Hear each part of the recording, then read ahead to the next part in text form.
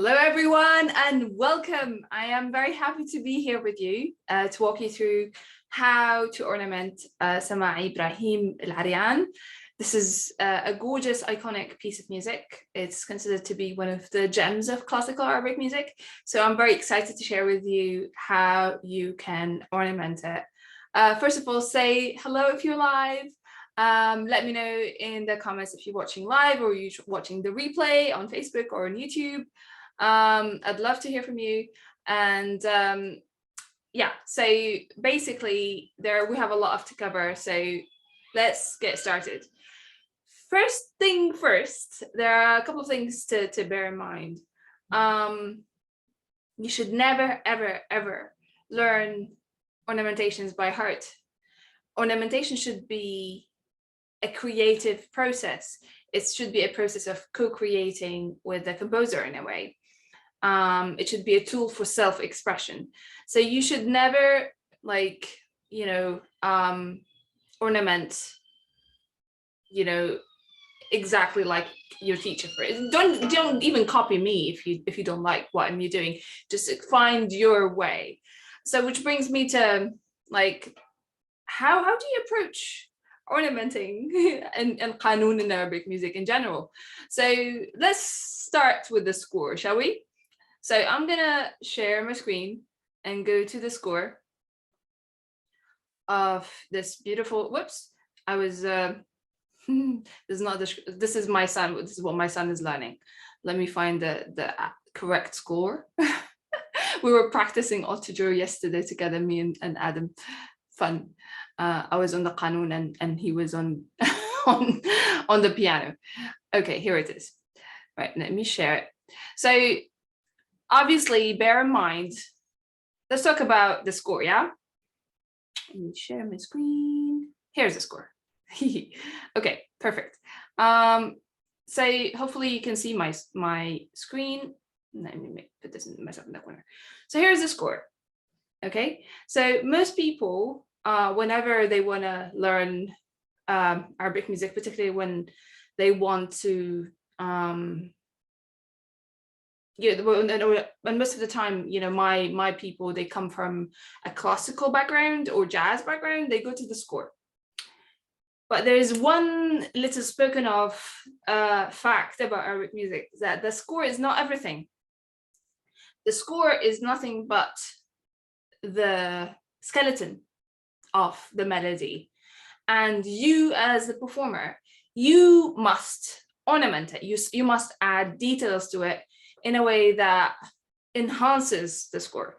So if we are to look at the first khana, which is these first two lines, so it will be, if I'm just playing the melody exactly as written, this is how it will sound like, and I'm just going to play the first two lines.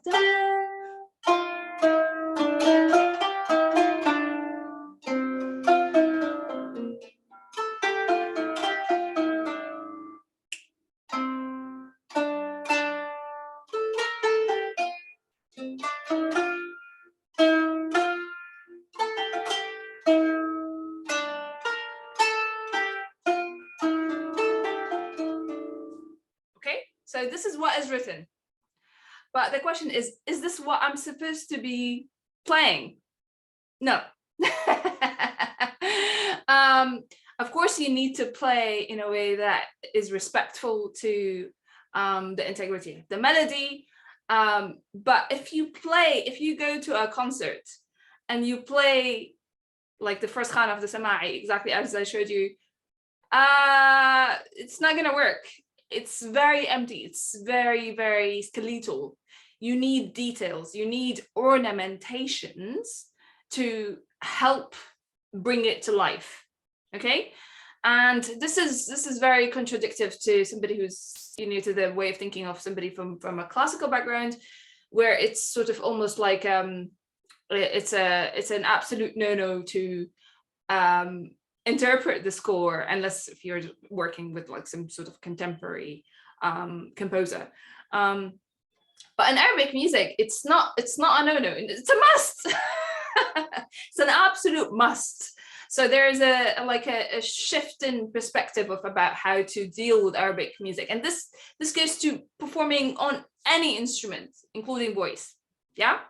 So how would it look like if I am going to ornament this to bring it to life, to make it sound authentic?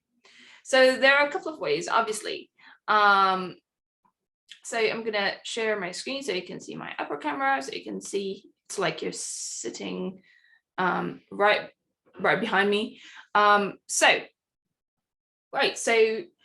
I'm just gonna start to add details, small details, basically, to bring it to life.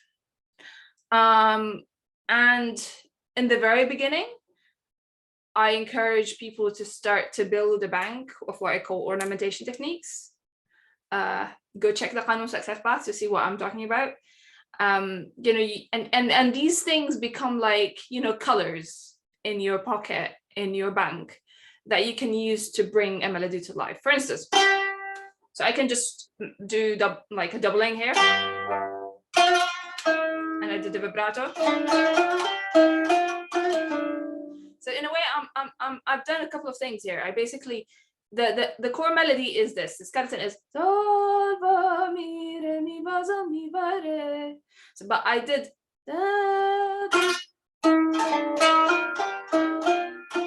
so I added like a small tail to beautify the melody. You can do that as long as you should respect the integrity of the melody, and as long as you don't break the rhythm. And I created a whole video about rules of ornamentation, which I will link to at the end of this live, because I think if you're interested in this, you absolutely must check it out. Okay, what else can I do? So basically, I've added the tremolo plus grace notes. So see, I'm adding a lot of details.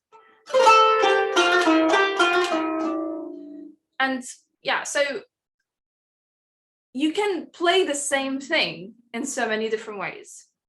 Without talking, I'll just show you different ways. So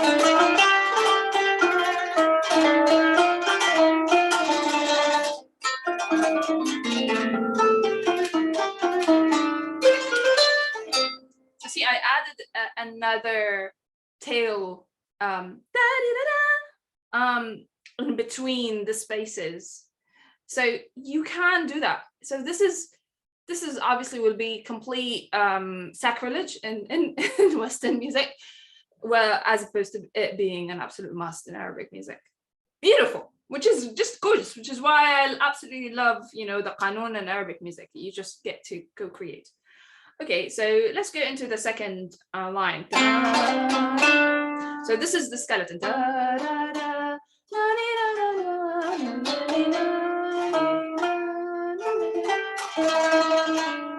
So how can I ornament it? So see, there's a lot of bum. So I am mirroring the pressure. Ornamentation is not just about, it's not about the stuff that you do. It's not like the arpeggio and the glissando and the doubling. It's also about dynamics. It's also about playing with the rhythm. So if I know that Samai rhythm is like 1, 2, 3, 4, 5, 6, 7, 8, 9.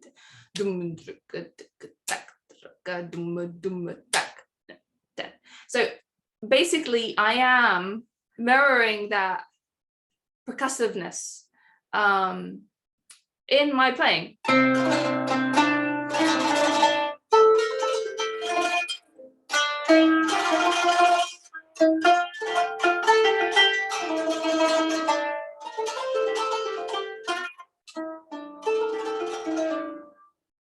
Okay, so here are some ideas. You can obviously, in the very beginning when you're learning ornamentation, I suggest, and if you're just a bit, you know, you just really like to plan things, I encourage you to plan things, you know, just like it would be like just to have a mind map that, okay, here it's nice to add tremolo. For Samaiyat, regardless of what instrument you play, it's really nice to do a tremolo or rush, as we call it in Arabic music, on the long notes.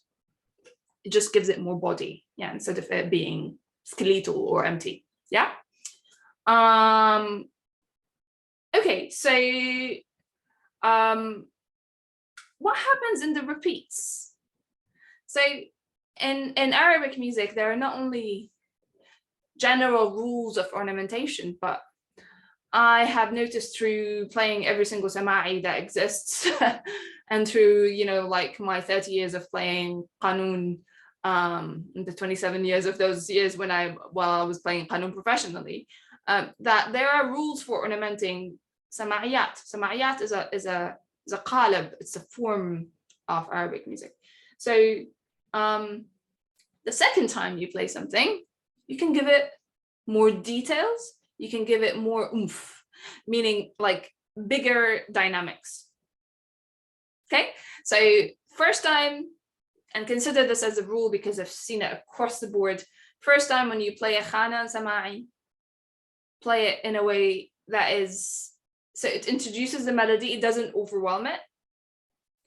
And also then the second time you can add more details and you can just increase dynamics. So how would the first khana repeated twice look like?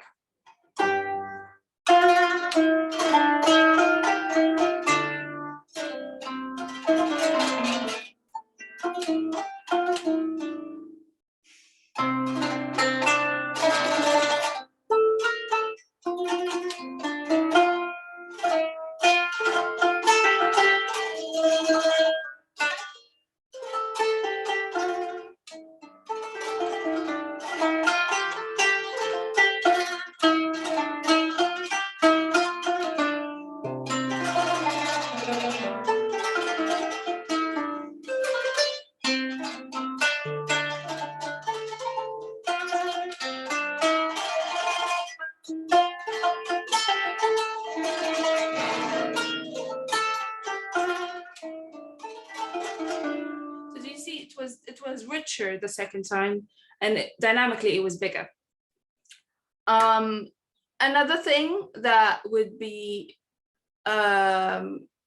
really lovely for Samaiyat in general is to do something in the last two beats, because usually these last two beats are silence, and this is here's where everything, you know, comes together. It's very important to know the skeleton, which is the bare bone melody, performed in a rhythmically correct way.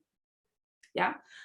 In my academy, in my courses, I teach people study your skeleton, which is what I played for you in the very beginning of this live, and then you can just, which helps you basically have a very much grounded understanding of the melody, and not to make mistakes when you add ornamentation.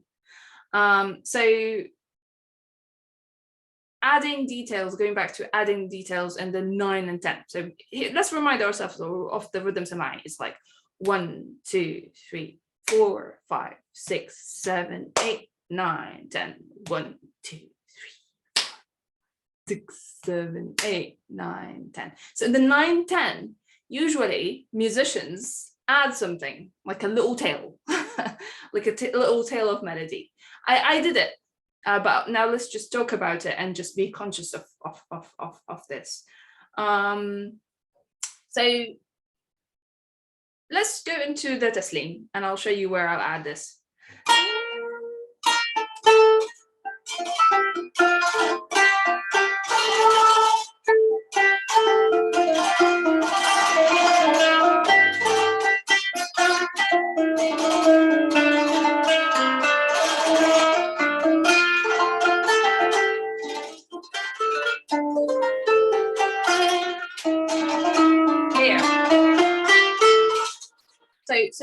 So I have finished the whole cycle of the taslim, and then in the repeat, in the 9, 10, I've basically did, instead of 9, 10, C, which is basically silence, I filled it up. I just basically I bridged the gap between the last note I played, which is re, and the first note in the repeat, which is C. So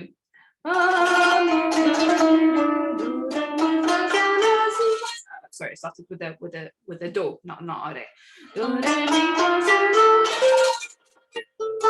So, and obviously, musical context is very, very important.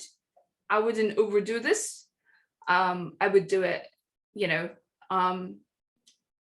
maybe to build up towards the second repeat, because remember the second repeat of the Samaiyat. And generally speaking, the second repeat of a melody is usually performed with bigger dynamics, with more flair. Yeah. So you can just by creating this consecutive bridge of notes, which are ascending, and I'm also playing it. So I'm creating this wave of anticipation. I am creating this, feel, which is really fun. This is like a second repeat.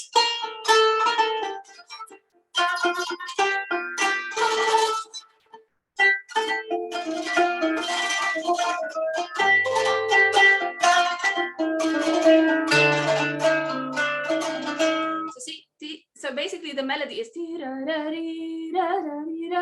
but I became a co-creator with a composer, and I added a second counter melody, sort of like a question answer. Instead of I did.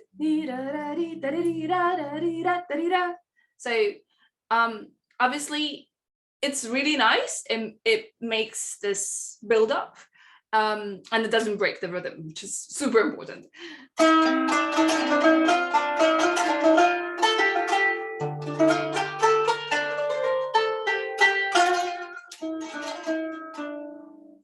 So I hope that you're finding this helpful. Obviously, also Makam changes will indicate what kind of ornamentations I use. So for instance, now here we have.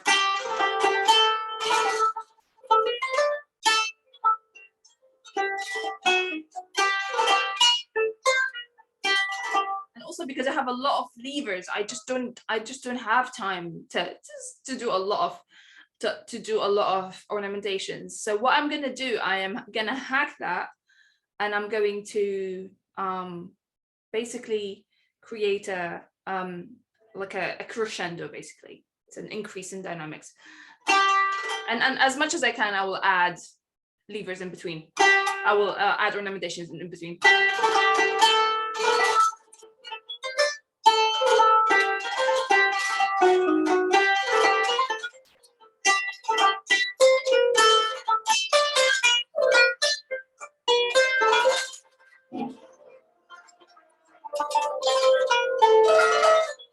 So let's talk about what happened here. So the whole melody is basically building up, okay?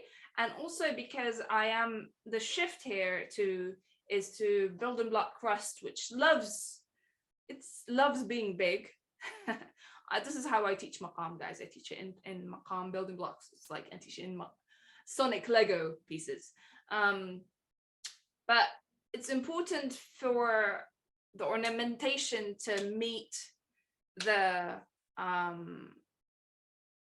Makam change. Okay, so if you are basically, one of the worst things you can do is that switching to rust and being quiet. That would be how be bad. It's like telling the sun don't shine. Yeah.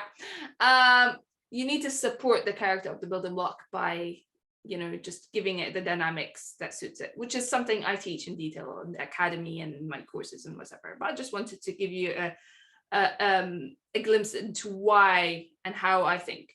And because not only we changed to rust, in the second. I'm talking building blocks, not scales here. And also because the whole direction of the melody is ascending, and then that basically resolves in this climatic moment of I'm just going to create this build up, and when you get to a climax, it's absolutely beautiful for you to add a glissando. It's basically, so I am building up dynamically, and then when I reach the climax,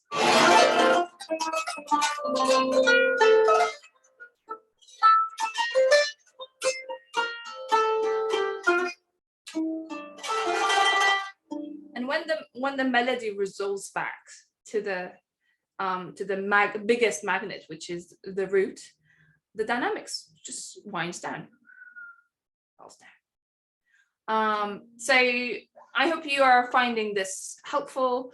Again, you should experiment with this, and obviously in the beginning, I encourage people to think, just plan it, and then the more you do it, the more you will basically do it upon what you feel is right in the moment. I never tell my students do exactly as I do. I think that takes away the right of unique self-expression. I want everybody to express themselves in however they want to. Obviously, I will arm them with tools, and hopefully I have armed you with some tools today to help you just navigate ornamentation. So I'll just finish by playing the entire thing, and hopefully you found this helpful. If you have, do let me know in the comments. I appreciate that. And if you have any questions, also post them in the comments. I will come back to you as soon as possible.